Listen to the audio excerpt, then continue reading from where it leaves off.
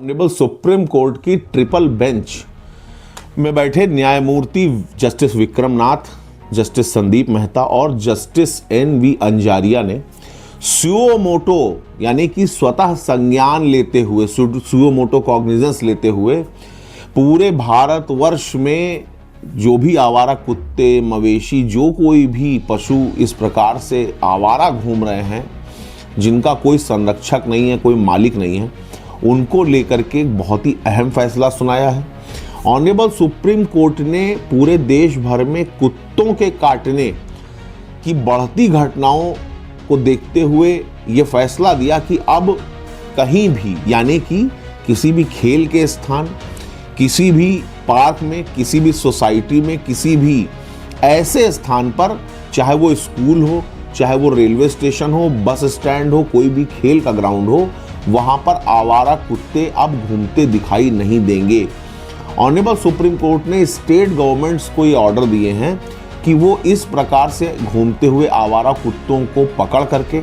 उनको shelter home में, dog shelter home का निर्माण करके रखे।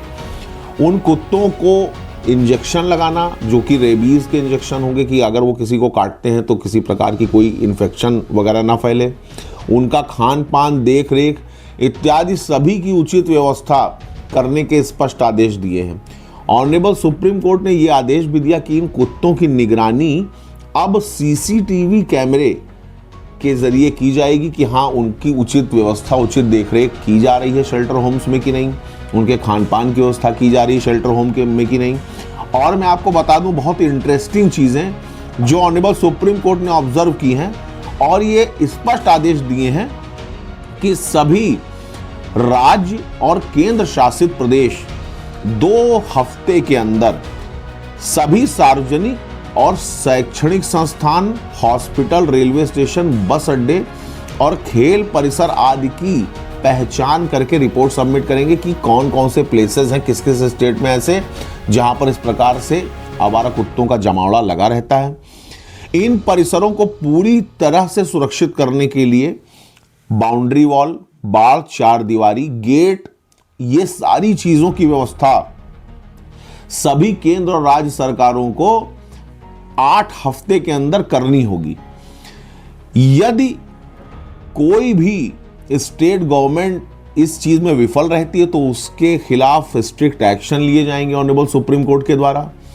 हर इस प्रकार के स्थान पर एक नोडल ऑफिसर की नियुक्ति की जाएगी जो इस चीजों की देखरेख करेगा कि सब कुछ सही तरीके से चल रहा है कि नहीं चल रहा है। वो ये भी सुनिश्चित करेगा कि आवारा कुत्ते ऐसे किसी स्थान में प्रवेश ना कर पाएं। और मैं आपको बता दूं कि आवारा कुत्तों को केवल उन्हीं आश्रय स्थलों में रखा जाएगा जहां उनका टीकाकरण, नसबंदी और डीवॉर्मिंग की जा सके। किसी भी आवारा कुत्ते को जहां से पकड़ा गया था उस स्थान पर दोबारा नहीं छोड़ा जाएगा। यह ऑर्डर भी ऑनरेबल सुप्रीम कोर्ट ने स्पष्ट रूप से पारित किया है। अदालत ने इस विषय पर पिछले आदेशों में भी ये कहा था कि आवारा कुत्तों की अनियमित हत्या नहीं होनी चाहिए। देखिए, मैं आपको बता दूं कि इस ऑर्डर को लेकर के तमाम जो एजेंसीज, जो वेलफेयर ऑर्गेनाइजेशंस बनी हैं, वो बड़ी कंट्रोवर्सीज कर रही हैं। कोई रो रहा है, कोई चीख रहा है, कोई चिल्ला रहा है, कोई बहुत ज़्यादा प्यार जता रहा है इन कुत्तों के प्रति। मैं इस चीज़ का सम्मान भी करता हूं, उनकी भावनाओं का आदर भी करता हूं, लेकिन आप इस बात को समझिए कि एक राह चलते व्यक्ति को जिस तरह से कुत्ते काटते हैं, छोटे छोटे बच्चों पर हमला कर देते हैं, तमाम सीसीटीवी फुटेज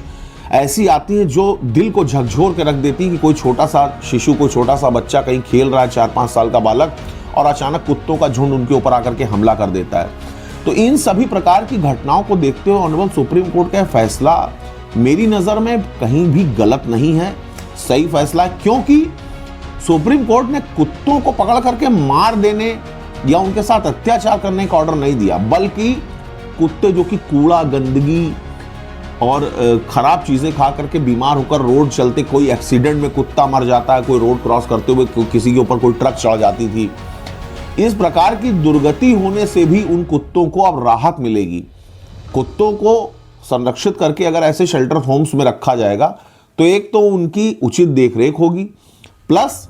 सरकार उनके खान पान और जीवन की रक्षा का भी पूरा का पूरा इंतजाम करने वाली है। इसीलिए सीसीटीवी कैमरों से जो भी सरकारें हैं, उनके जो शेल्टर होम्स हैं, उनमें लगे सीसीटीवी कैमरों से इस बात की पूरी निगरानी रखी जाएगी कि कुत्तों के साथ कोई अनुचित व्यवहार या अत्याचार या इस प्रकार का उनके साथ कोई भेदभाव तो नहीं हो रहा जिससे उनका जीवन खतरे में पड़ जाए। तो कुल मिलाकर के ये फैसला बहुत बैलेंसिंग फैसला है और मेरे हिसाब से इसमें कोई बहुत ज़्यादा परेशान होने की ज़रूरत बिल्कुल नहीं है। बाकी ऑनरेबल सुप्रीम कोर्ट है, समरथ को नहीं दोष गोसाई, जो कहा सब ठीक है। धन्यवाद।